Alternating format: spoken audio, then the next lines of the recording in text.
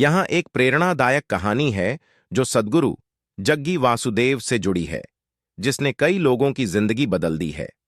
सद्गुरु के जीवन की एक महत्वपूर्ण घटना तब हुई जब वे 25 साल के थे। वे एक सफल व्यवसायी और मोटरसाइकिल उत्साही थे। एक दिन उन्होंने मैसूर में चामुंडी पहाड़ियों की चोटी पर जाकर ध्यान करने का निर्णय लिया। जैसे ही वे ध्यान में बैठे, अचानक उनके भीतर गहरी शांति और आनंद का अनुभव हुआ। उन्होंने खुद को और दुनिया को एक नए दृष्टिकोण से देखना शुरू किया। इस घटना ने उनकी सोच और जीवन को पूरी तरह बदल दिया। उस क्षण में सद्गुरु ने महसूस किया कि मानव पीड़ा का कारण इंसान का खुद से और वास्तविकता से संपर्क टूट जाना है। इस गहरे अनुभव के बाद उन्होंने अपना सफल व्यवसाय छोड़ दिया और आत्मज्ञान और ध्यान के रहस्यों को समझने और साझा करने के लिए यात्रा शुरू की। उन्होंने कई स्थानों की यात्रा की, प्राचीन ग्रंथों का अध्ययन किया और ध्यान की गहरी साधनाओं में संलग्न रहे। उनका उद्देश्य स्पष्ट था, मानवता को यह समझाना कि जीवन आनंद और शांति से भरा हो सकता है यदि हम अपनी आंतरिक क्षमताओं को पहचानें। बाद में सद्गुरु ने ईशा फाउंडेशन की स्थापना की, जो अब दुनिया भर में लाखों लोगों को ध्यान और योग के माध्यम से जीवन के गहरे अर्थों की खोज करने में मदद करता है। यह कहानी हमें यह सिखाती है कि किसी भी इंसान के जीवन में परिवर्तन तब आ सकता है जब वह अपने भीतर झांकने और आत्म साक्षात्कार की दिशा में कदम उठाने का साहस करता है। सद्गुरु के जीवन की यह घटना उनके जीवन का टर्निंग पॉइंट थी, जिसने न केवल उनकी सोच बदली बल्कि लाखों लोगों के जीवन को भी प्रभावित किया। ईशा फाउंडेशन के माध्यम से उन्होंने ध्यान, योग और आंतरिक विज्ञान को लोगों तक पहुंचाने का काम शुरू किया।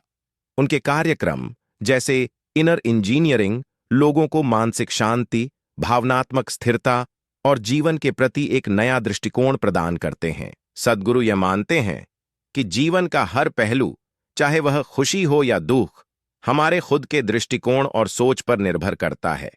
उन्होंने यह भी कहा है कि बाहरी परिस्थितियों से ज्यादा हमारी आंतरिक स्थिति हमारे जीवन की गुणवत्ता को निर्धारित करती है। उन्होंने लोगों को यह भी सिखाया कि जीवन में पूर्णता प्राप्त करना बाहरी दुनिया की उपलब्धियों पर निर्भर नहीं करता, बल्कि हमारे आंतरिक अनुभवों और आत्म जागरूकता पर निर्भर करता है। उनके अनगिनत सत्संगों, व्याख्यानों और पुस्तकों के माध्यम से सद्गुरु ने यह संदेश फैलाया है कि हम सभी के पास अपनी सोच और जीवन के प्रति दृष्टिकोण को बदलने की क्षमता है। उनकी कहानियां और शिक्षाएं लोगों को यह समझने में मदद करती हैं कि खुशी और शांति का वास्तविक स्रोत हमारे भीतर है और बाहरी चीजें हमें केवल अस्थायी संतोष ही दे सकती हैं। सद्गुरु के मार्गदर्शन में ईशा फाउंडेशन न केवल ध्यान और योग के प्रसार तक सीमित रहा, बल्कि उसने समाज के विभिन्न क्षेत्रों में भी योगदान दिया। उदाहरण के लिए ईशा विथा और कावेरी कॉलिंग जैसे पर्यावरणीय अभियानों ने लोगों में पर्यावरण के प्रति जागरूकता और जिम्मेदारी की भावना को बढ़ावा दिया है।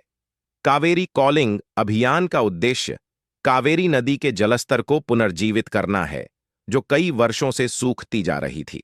सद्गुरु ने किसानों और स्थानीय समुदायों के साथ काम करते हुए उन्हें कृषि में वृक्षारोपण के लाभों को समझाया, जिससे न केवल जल संरक्षण हुआ बल्कि किसानों की आय में भी वृद्धि हुई। यह एक ऐसा दृष्टिकोण था जिसमें पर्यावरण और मानव कल्याण दोनों का ध्यान रखा गया। सद्गुरु की शिक्षाएं आत्म अन्वेषण, स्वप्रबंधन और जीवन को पूरी तरह से जीने की कला पर आधारित हैं।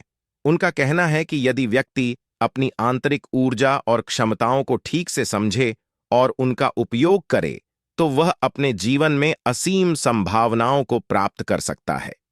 उन्होंने अपने व्याख्यानों में बार बार इस बात पर जोर दिया है कि हम अपने जीवन के निर्माता हैं।